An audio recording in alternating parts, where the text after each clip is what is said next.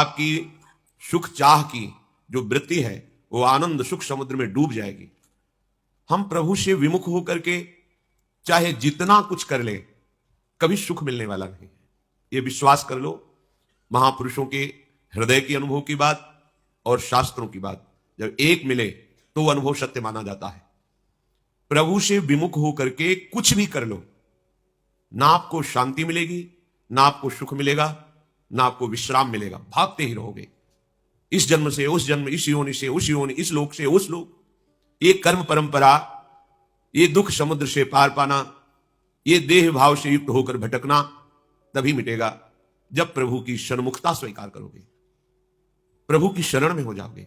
ये बात केवल आप मनुष्य शरीर में ही सुन सकते हैं, समझ सकते हैं और इस मार्ग पर चल सकते हैं। अन्यथा अन्य योनियों में, यहां तक कि देव योनियों में भी यह अधिकार नहीं है कि वो भजन करके अपने को जीवन मुक्त परमहंसों के द्वारा आस्वादनीय ब्रह्म सुख, परमात्म सुख या प्रेम सुख का अनुभव कर सके। इसीलिए इसको बहुत दुर्लभ देह कही गई है, क्योंकि हम साधु समागम करके परम पद प्राप्त कर सकते हैं। साधु समागम करके हम भगवान के प्रेम में उन्मत्त हो सकते हैं, जो महासुख है। प्रभु ने स्वयं उसके साधन बताए। एक बताया अपना प्रिय भक्ति मार्ग, जिसमें सर्वतोभावेन मन से भी किसी का आश्रय नहीं लेना, मन से भी किसी अन्य बल का स्मरण भी ना रह जाना। अन्य बल जैसे शरीर बल, जन बल, धन बल, विद्या बल, नाना प्रकार की वृत्तियां, इनमें से किसी एक का भी बल आपके मन में ना हो। अन्य कोई आशा नहीं है तो केवल प्रभु से है, अन्यथा नहीं। अनन्य, भगवान ने अपनी भक्ति का स्वरूप बताया अनन्य। मई अनन्य भावेनो, मेरे में अनन्य भाव। अपने को लग सकता है क्या भगवान को ईर्ष्या है क्या, जो कहते किसी और का सहारा ना लो, किसी और बल का आश्रय मत लो, क्योंकि और बल है ही नहीं। केवल भ्रम है, केवल भ्रम। जहां कहीं कोई भी बल, तेज, वैभव, विद्या, गुण दिखाई दे रहा है, वो भगवान श्री हरि की एक कृपा कोर से है, किसी में बल नहीं है। जिसमें भी जो बल दिखाई दे रहा है वो महाबल श्री हरि का है, दूसरे का नहीं है। कई बार सत्संग में बताया है, चाहे वो महाराज गरुण देव जी हो, चाहे भी कोई देवता हो, लोकपाल हो, ब्रह्मा जी भी हो, किसी की सामर्थ्य नहीं है, सब सामर्थ्यशाली भगवान से ही हुए हैं। जब भगवान बाल गोविंद के सखाओं के साथ भोग पाती हुई उस लीला को देखा तो ब्रह्मा जी को लगा एक ऐसा भगवान है, बछड़ों का हरण करना, सखाओं का हरण करना। फिर देखा भगवान वैसे ही खेल रहे हैं अपने सखाओं के साथ, वैसे ही आनंद पूर्वक बछड़े ब्रज में घूम रहे। तो मैंने जो योग निद्रा में सुलाया वो क्या सत्य है या ये सत्य है? बुद्धि काम नहीं की। भगवान का जब वैभव प्रकट हुआ तो ब्रह्मा जी कांप गए, होश काम नहीं कर रहा था। 3 परिक्रमा करके, स्तुति करके, प्रणाम करके भाग गए। अपने लोग तो ब्रह्मा जी के द्वारा रचे हुए हैं। जब संपूर्ण सृष्टि का पितामह परमेष्ठी पद में विराजमान, उसका बल काम नहीं करता बाल गोविंद के आगे, फिर औरों का क्या? कोई कहीं भी बलशाली है तो इन्हीं से बलशाली है। एक बार महाभारत युद्ध को संपन्न करके प्रभु वापस हो रहे थे द्वारिकाधीश जी, तो रास्ते में उतंक ऋषि, महान तपस्या की मूर्ति, पवित्रता की मूर्ति, उनको कृतार्थ करने के लिए श्री भगवान ने रथ रोका और उनके आश्रम में गए। उन्होंने अर्घ आदि देकर भगवान का पूजन किया, पर अंदर भगवान से बहुत गुस्सा थे। उतंक ऋषि ने कहा, जहां आप हो वहां ऐसा कैसे हो सकता है? इतने जीवों का विनाश हुआ, कौरवों का पूरा वंश विनाश हो गया। भगवान ने कहा, हम तो बहुत उपाय किए, संधि भी करवाने की चेष्टा की, पर वो हमारी बात ही नहीं मान रहे थे। जब हमारी कोई बात नहीं मानता तो फिर उसका पतन निश्चित हो जाता है, विनाश निश्चित हो जाता है। वो भगवान की बात पर ध्यान न देकर अपनी तपस्या के गर्भ में आकर हाथ में जल लिया और श्राप देने को उद्यत हुए। भगवान ने कहा, रुको, तुम्हारा श्राप हमारे कहां किस जगह प्रभाव डाल पाएगा? देखो मेरी तरफ। वो अनंत महिमा युक्त विराट रूप का दर्शन जो अर्जुन जी को युद्ध में कराया, वही जब उतंक जी के सामने प्रकट हो गए तो कांप गए, साष्टांग चरणों में लौट गए, त्राहिमाम रक्षा करो प्रभु, मैं आपके वैभव को नहीं जानता, मैं आपके प्रभाव को नहीं जानता नाथ, इसीलिए मुझे अपनी तपस्या का भाव आया और मैं शाप देने के लिए उद्यत हो गया, मेरे इस अपराध को क्षमा करो। कोई भी तपस्वी, कोई भी बलशाली, कोई भी महामहिम, वो हमारे प्रभु के एक अंश के भाग से है। यदि हमें परमानंद की प्राप्ति करनी है तो एकमात्र प्रभु का अनन्य भाव से भजन करते हुए जितनी श्वासें हैं प्रभु के चरणों में समर्पित कर दें, यही विशुद्ध भक्ति है। दूसरा मार्ग भगवान ने बताया ज्ञान योग। ये वेदों का महामहिम भाग है, उपनिषद। जिसमें जीव और ब्रह्म की एकता का वर्णन किया गया है और परम सत्य मार्ग है। ऐसा नहीं है कि वो मायाकृत है, वो माया का नाश करने वाला है। वेदों में भगवत वाक्यों को पाया गया। भगवान जब इस सृष्टि की रचना करने का भाव, तो एकोहम बहुश्यामः, मैं एक बहुत रूपों में हो जाऊं, ऐसा संकल्प किया तो ये चराचर जगत प्रकट हो गया। चराचर जगत के रूप में कोई और नहीं, स्वयं श्री भगवान प्रकट हुए। अगर हम भेदभाव करते हैं तो शरीर को लेकर करते हैं। स्वरूप अभेद है, सबका अभेद है। कोई भी ऐसा किसी भी मार्ग का उपासक नहीं है जिसको यह बोध ना होता हो कि स्वरूप अभेद है। सेवक जी महाराज कह रहे हैं, आत्मा हरिवंश प्रगट परमानंद श्री हरिवंश प्रमाणमनम। मेरी आत्मा के रूप में हरिवंश चंद्र जो ही प्रकाशित हो रहे हैं, जो परमानंद में है। जो हरिवंश चंद्र जो है, श्री हरिवंश विदित विधि वेदम, श्री हरिवंश जो तत्व अभेदम। सेवक जी महाराज कह, जो हमारी आत्मा हरिवंश है, वेद के द्वारा जिस अभेद तत्व को जाना जाता है वो यही है। आ गया स्वरूप, सर्वम खलमिदम ब्रह्म नेह नास्ति किंचन, आ गया। नवनिवृत्त निकुंज की नित्य विहार उपासना के सिद्धांत की रचना करने वाले श्री सेवक जी महाराज कह रहे हैं, श्री हरिवंश विदित विधि वेदम, वेद के द्वारा जिस तत्व को जाना जाता है वो श्री हरिवंश है। श्री हरिवंश जो तत्व अभेदम, श्री हरिवंश अभेद तत्व है। क्या है? आत्मा हरिवंश, वो हमारे आत्मस्वरूप है। आगे बात नहीं आगे। जब हम शुद्ध मार्ग से चलेंगे तो मार्ग में जो जो स्थान है उनका परिचय प्राप्त हो जाता है। मार्ग ही नहीं चले तो तर्क वितर्क से कुछ नहीं होता। कोई भी ऐसा भक्त नहीं जिसको स्वरूप बोध ना होता हो। स्वरूप बोध हुए बिना नित्य लीला में प्रवेश ही नहीं होता है। देह भाव का त्याग स्वरूप बोध ही कहलाता है। स्वरूप बोध में ही वो दिव्य भाव के द्वारा अपने आराध्य देव में अभेद होते हुए भी सेवा भावना का सुख लेता है। ये प्रेमी जनों का है। पर ज्ञानी जन उस अभेद तत्व में स्थित हो जाते हैं। बिना प्रियालाल के प्रेमी जनों की कृपा के इस अभेद स्थिति का भेदन करके भावदेश में पहुंचना अत्यंत कठिन है। श्री सेवक जी महाराज ने कहा, ब्रह्म तेज को ज्योति जहां योगेश्वर धरे ध्यान, ताही को आवरण तहां नहीं पावे को। जो ब्रह्म तेज है, ज्योतिष स्वरूप है, उसी में ज्ञानी जन अभेद भाव से लीन हो जाते हैं। उस तेज को भेद करके आगे बढ़ना, तेजो रूप निकुंज एव कलयन नेत्रादि पिंड स्थितम, यह बड़ी दुर्लभ बात है। जो उस तेज में स्थित हो जाता है वो मुक्ति प्राप्त करता है, मोक्ष कैवल्य। जो इसको भी त्याग करके रसिक शेखरों की कृपा से प्यारी जो के उस महातेजो में निकुंज को अपने नेत्रों से देख पाता है, वो लाडली लाल का अत्यंत कृपा पात्र प्रेमी महापुरुष ही होता है। तो ज्ञान यज्ञ के द्वारा, ज्ञान योग के द्वारा अभेद भावना करके वो ब्रह्म स्वरूप होकर मुक्त हो जाता है। श्री भगवान कह रहे, पृथक्त्वेन बहुधा विस्तृतो मुखम। कुछ और भी उपासना के मार्ग हैं, वो अनेक भावों से मेरे को भजते हैं। जैसे कर्मयोगी, संपूर्ण संसार हमारे इष्ट का स्वरूप है और मुझे सेवा के द्वारा जो भी हमारे संपर्क में आवे उसे सुख पहुंचाना है। प्रधान तो एक कर्मयोग है, बकाया हर योग में यह भावना होती है। पूज्यपाद सिवड़िया बाबा जी ब्रह्मबोध संपन्न महापुरुष, तो निज जनों ने कहा कि प्रभु मैं जानना चाहता हूं कि आप कौन हैं। तो उनका आपने क्या देखा, मैं कौन हूं? तो उनका ब्रह्म। तो ब्रह्म को तुम नेत्रों से देख सकते हो क्या? चुप हो गए। क्या तुम अपनी पार्थिव दृष्टि से ब्रह्म को देख सकते हो क्या? तो बाबा आप ही बता दीजिए आप कौन हैं। उनकी वाणी में पढ़ के देख लीजिए। बाबा कहते मैं चराचर का एक सेवक हूं। गजब की बात। जो आत्मस्वरूप ब्रह्म में लीन महापुरुष हैं अभेद भक्ति के द्वारा, वो कह रहे हैं मैं चराचर जगत का सेवक हूं।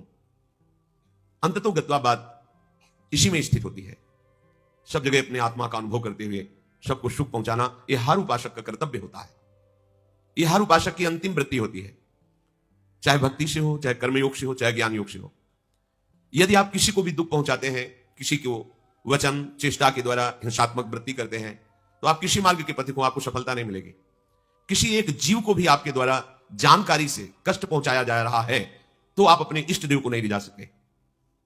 भगवान कपिल देव जी ने कहा कि जो हमारे श्री विग्रह की खूब अच्छे अच्छे पदार्थों से सेवा करता है, पर अन्य देहधारियों से ईर्ष्या करता है, द्वेष करता है, कटु व्यवहार करता है, हिंसात्मक वृत्ति रखता है, तमोगुण के द्वारा व्यवहार करता है, तो उसकी की हुई वो हमारी सेवा ऐसे हो गई जैसे राख में किया हुआ हवन, बेकार। सब में हमारे प्रभु हैं और मैं सबका सेवक हूं। ये भाव बहुत जल्दी भाव समुद्र से पार कर देता है, पर है कठिन, बहुत कठिन है। क्योंकि जब कोई हमारे सामने अनुकूल व्यवहार करे तो हमारा भाव बन सकता है, पर जब कोई गंदा और प्रतिकूल व्यवहार करे तो उसमें कैसे भगवत भावना बन सकती है, क्योंकि हम गुण दोष से युक्त भी हैं। जब हम गुणातीत स्थिति को प्राप्त होंगे तभी ऐसा भाव सिद्ध हो सकता है। जैसे गोस्वामी जी तुलसीदास जी महाराज कह रहे हैं, सिया राम में सब जग जानी, करो प्रणाम जोरी जुग पानी। ये हर उपासक की सिद्धावस्था है, चाहे जिस मार्ग का हो। यानी अपने आत्म स्वरूप का दर्शन करता है, भक्त अपने आराध्य स्वरूप का दर्शन करता है, योगी परमात्मा स्वरूप का दर्शन करता है। यदि किसी से भी, एक से भी तुम्हारा दुश्मनी का भाव है तो तुम चरम अवस्था को नहीं प्राप्त हो सकते, पक्का। अजात शत्रु हुए बिना कोई जीवन मुक्त परमहंसों के आनंद को प्राप्त नहीं होता। इसीलिए सर्व सामर्थ्यशाली संतों को साधारण लोगों ने अपमानित किया, पीटा, पर उन्होंने किसी भी तरह की अपनी शक्ति का प्रयोग नहीं किया। क्यों? क्योंकि कहीं भी किसी तरह से यदि हमारा द्वेषात्मक भाव हो गया तो हमारी गति अवरुद्ध हो जाएगी, रुक जाएगी। कोई कितना भी संतों की सेवा अनुकूलता प्रदान करे, कभी भी राग वृत्ति से उन्होंने नहीं देखा, क्योंकि जरा भी राग वृत्ति हो गई तो उस परम पद में आरूढ़ होने में बाधा पड़ जाएगी। राग द्वेष दोनों खोइए तो खोजिए पद निर्वाण। ये कर्मयोग बहुत मंगलकारी है। अगर किसी के प्रति थोड़ा सा निष्काम भाव से आप सेवा कर दीजिए, बदले में कुछ चाह मत, और कभी अपनी प्रशंसा मत कीजिए कि वो अमुक परिस्थिति में था तो फिर अस्पताल ले गए और हमने कहा जितना पैसा लगेगा लगाए, और लगाया हमने सेवा भी की। अब आप अपने हाथ से अपना पुण्य नष्ट कर रहे हैं।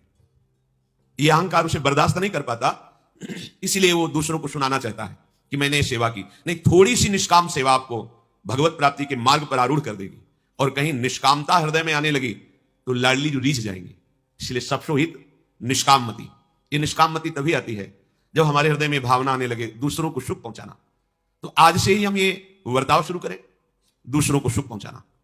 आपके सामने जो भी आए, हमें खोजना नहीं है, जो भी आए हमारे द्वारा उसको सुख पहुंचे, कष्ट ना पहुंचे, ये ध्यान रखने की बात है। क्योंकि हमें दिखाई नहीं दे रहा पर उसमें मेरा प्रभु विराजमान है। चाहे वो चींटी हो, हाथी हो, मनुष्य हो, बुरा स्वभाव वाला हो, अच्छा स्वभाव वाला हो, पर प्रभु सब में समान भाव से विराजमान है। सच्ची मानिए, इससे बड़ा कोई पुण्य नहीं है, पाप नष्ट करने का इससे बड़ा कोई उपाय नहीं है। थोड़ा सा आप किसी का परोपकार कर दीजिए और कभी वर्णन मत कीजिए, फिर आप देख लीजिए वो आपको भारी विपत्ति से बचा लेगा। हम भागते घूम रहे, कोई हमें आशीर्वाद दे दे, कोई जादू टोना कर दे, कोई चमत्कार दिखा दे, हम सुखी हो जाए, कभी नहीं होगे।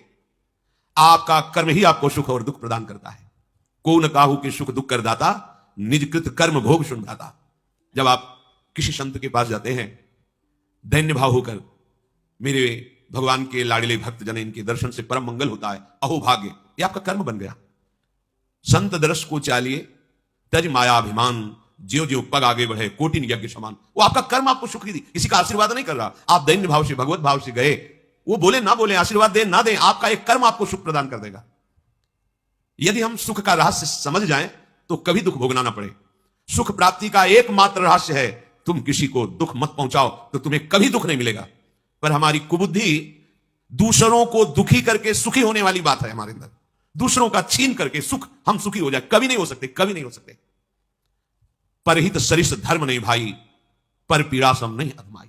यदि हम दूसरों को दुख देते, इससे बड़ा कोई पाप नहीं है, और दूसरों को सुख देने की भावना कर ले, इससे बड़ा कोई धर्म नहीं है। कर्मयोग का सबसे बड़ा भाव किसी को दुख ना पहुंचाना। वाणी बहुत संभाल के बोले, कोई पैसा नहीं लगता, प्रिय बोलने में कुछ खर्चा नहीं होता है, आपका मंगल हो जाएगा। वाणी एक अमोल है, जो कोई बोले जान, ये तराजू तौल के तब मुख बाहर आन। बहुत संभाल कर बात कीजिए। बात में इतनी दम है कि अगर आपने उसे कड़वा करके बोला तो उसका हृदय दुखी हो जाएगा। मृदु बोला, शांत भाव से बोला, तो अभी भले वो हमारे प्रति ईर्ष्या रखता है, द्वेष रखता है, लेकिन आगे चल करके उसका हृदय हमारे प्रति झुक जाएगा। क्योंकि हम कभी कठोर वार्ता, कठोर व्यवहार नहीं करते, क्योंकि हृदय में भगवान सबके बैठे हुए हैं। श्री भगवान ने कहा, कुछ उपासक कर्म योग के द्वारा उपासना करते हैं। ये योग सब योगों में होता है, ज्ञानी में भी होता है, पर वो करता नहीं होता, और उसके द्वारा चेष्टाएं सर्वहितकारी ही होती है, सर्वमंगलकारी ही होती है। हमें तो कहीं अलग नहीं दिखाई दिया, ना तो ज्ञान योग, ना कर्म योग, ना भक्ति योग। गुरु कृपा से जब तीनों में चिंतन गया तो दिखाई दिया कि सब एक ही वस्त्र के धागे हैं, अलग कुछ नहीं है, कुछ अलग नहीं, कुछ अलग नहीं, किंचित मात्र अलग नहीं। श्री हनुमान जी महाराज भगवान श्री राम के चरणों को सहला रहे हैं। परम ज्ञानी वशिष्ठ जी सभा को विशुद्ध ज्ञान दिलाने के लिए हनुमान जी से पूछा, हे हनुमंत लाल, तुम कौन हो? समझ गए ज्ञानियों में शिरोमणि वशिष्ठ जी ये नहीं पूछ रहे कि मैं अंजनी सुत पवन पुत्र हनुमान हूं, ये कुछ और पूछ रहे। तो उनका भगवान देह भाव से सिंहासन में आरूढ़ जो हमारे प्राण प्रीतम आराध्य देव हैं, उनका मैं दास हूं। जीव भाव से ये अंशी हैं और मैं अंश हूं, और स्वरूप भाव से जो सिंहासन में बैठे हुए यहां बैठे, ये हृदय उनका सिंहासन, जो अभेद जो वहां वो यहां। तीनों मार्ग एक ही परमात्मा तत्व का बोध कराते हैं। श्री भगवान कह रहे हैं कुछ ऐसे उपासक हैं कि जो यज्ञों के द्वारा मेरी आराधना करते हैं। अब ये कठिन है, जैसे घृत की पवित्रता, समिधा की पवित्रता, भाव की पवित्रता, शुद्ध मंत्र उच्चारण करने का अधिकार, बहुत सी बातें हैं, प्रायः नहीं है। ऐसा नहीं कि नहीं ही है, पर प्रायः नहीं है, बाहुल्यता नहीं है ऐसे, पर बाहुल्यता नहीं है। यज्ञों के द्वारा जो भगवान श्री हरि को प्रसन्न किया जाता था, यज्ञ के लिए जो जो पवित्रता, संयम, नियम चाहिए, बहुत बिरले में ही होंगे। एक बार जिसने अपनी जिह्वा पे कभी मदिरा रख ली है, एक बूंद भी, उसका ब्रह्मणत्व नष्ट हो गया, वो अपवित्र हो गया। एक बार भी जिसने, एक बार भी अभक्ष्य पदार्थ जिसकी जिह्वा पे चला गया, ब्रह्म तेज नष्ट हो गया उसका। ये बड़ी सूक्ष्मता की बात है। खान पान का कोई भी पवित्र भाव नहीं रह गया है। अब वहीं आप कह रहे हैं कि मांस रहित भोजन मुझे चाहिए, पर उसी रसोई में तो कैसे आपको पवित्र भोजन मिल जाएगा? मतलब आप यात्रा कर रहे हैं तो अलग अलग रसोई थोड़ी है, उसी रसोई में वो सब बन रहा है। उसी रसोई में आपने कहा हमें दाल रोटी चाहिए, उसी बना के दे दिए। रसोई में पात्र सब एक दूसरे से लगे, वो यज्ञ के लायक थोड़ी बुद्धि रहेगी। एक महान यज्ञ है जो सब कोई कर सकता है, वो है नाम यज्ञ। भगवान का नाम, यज्ञों की पूर्णता इसी से होती है। किसी भी मंत्र में, किसी भी क्रिया में अगर कोई त्रुटि हुई है तो उसकी पूर्ति के लिए भगवान नाम कीर्तन किया जाता है। कोई भी अक्षर, कोई भी मात्रा, कोई भी क्रिया अगर यज्ञ में त्रुटि हो गई, तो महामंगल में भगवान श्री हरि के नाम कीर्तन से उसकी पूर्णता हो जाती है। नाम एक महान यज्ञ है।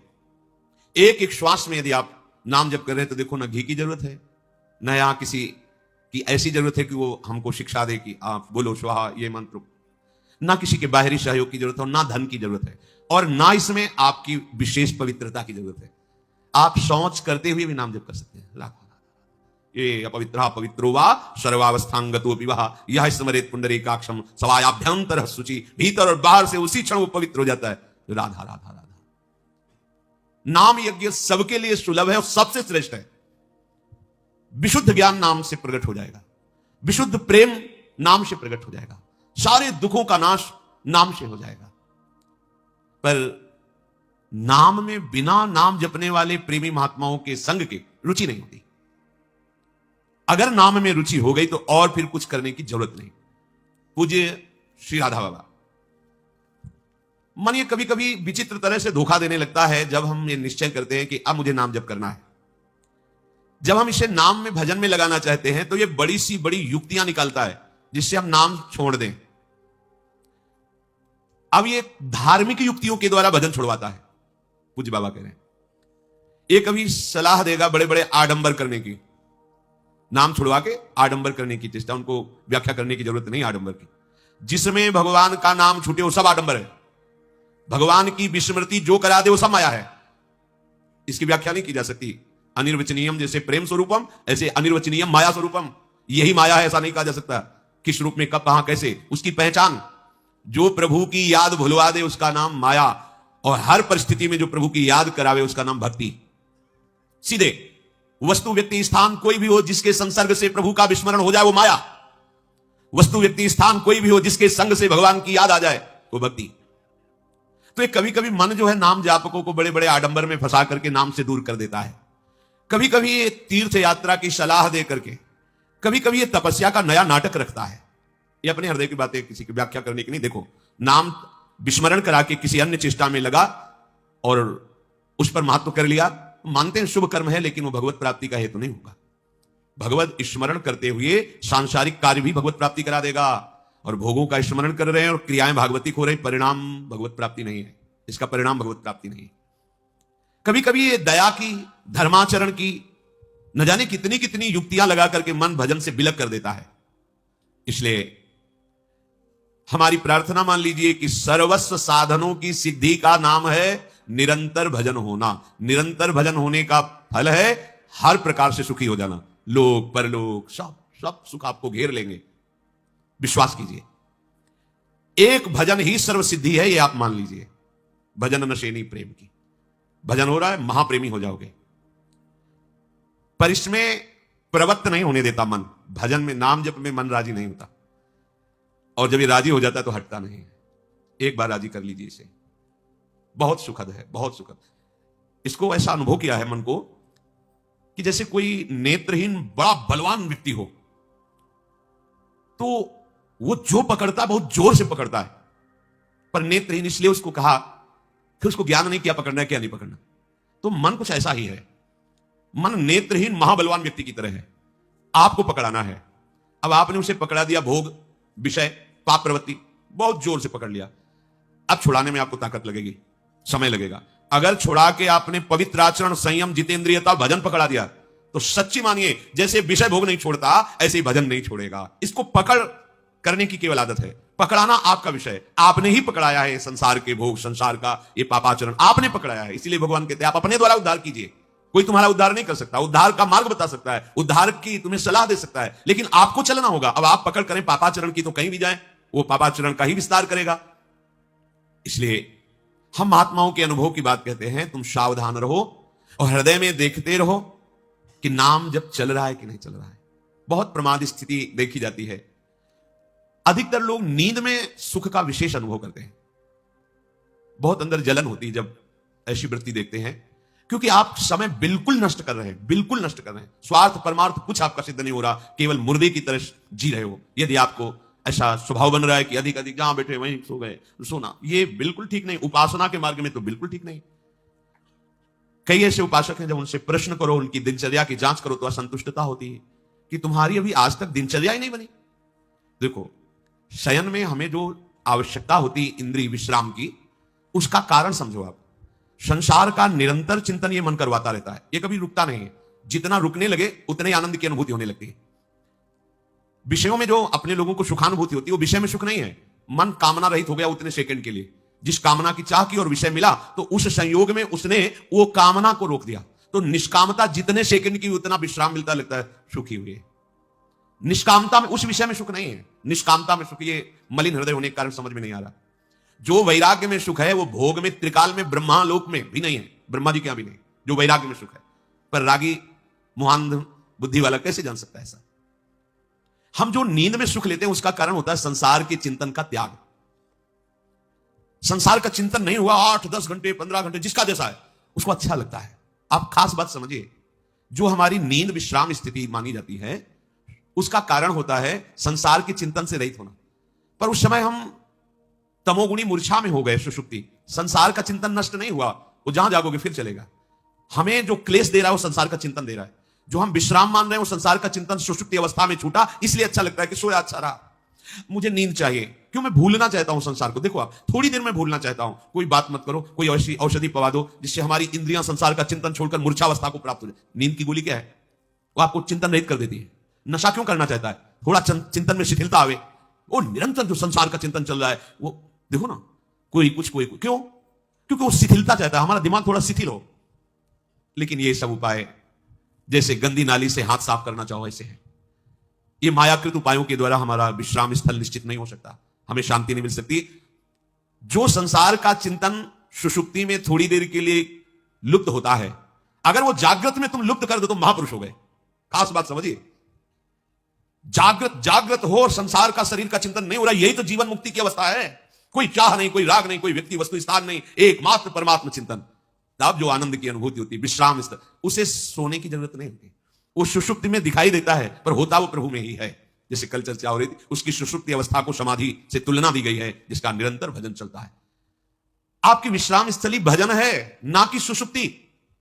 उसी को उन्मनी तुरी अवस्था कहते हैं। न जागृत है, न स्वप्न है, न सुषुप्ति है।